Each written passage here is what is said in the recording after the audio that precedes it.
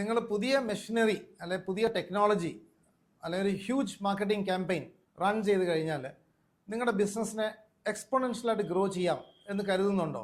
എന്നാൽ അതിനുള്ള ഫണ്ടില്ല. നല്ല ടേൺ ഓവർ ഉണ്ട്, നല്ല പ്രോഡക്റ്റ്സ് ഉണ്ട്, ഒരുപാട് കാലമായിട്ട് മാർക്കറ്റിലുണ്ട്, ഹാപ്പി കസ്റ്റമേഴ്സ് ഉണ്ട്, നല്ലൊരു ടീമുണ്ട്. പക്ഷേ ഫണ്ടിങ് ഇല്ല.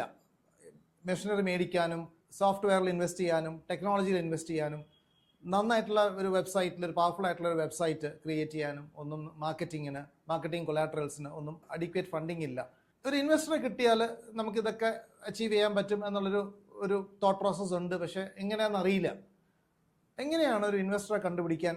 3 മാർഗങ്ങൾ ഞാനിവിടെ ഷെയർ ചെയ്യാം.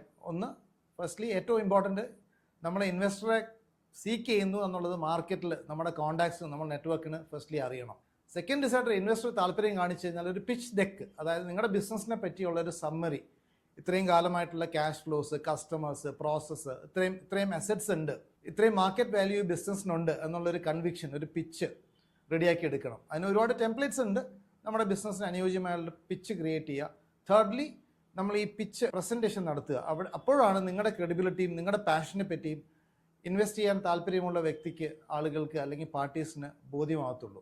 ഷ്യൂർലി ഒരുപാട് പേര് ഇന്ന് താല്പര്യമായിട്ട് നിൽക്കുന്നുണ്ട് ബിസിനസ്സുകളിൽ ഇൻവെസ്റ്റ് ചെയ്യാനും റിട്ടേൺ ROIs ഗെയിൻ ചെയ്യാനും.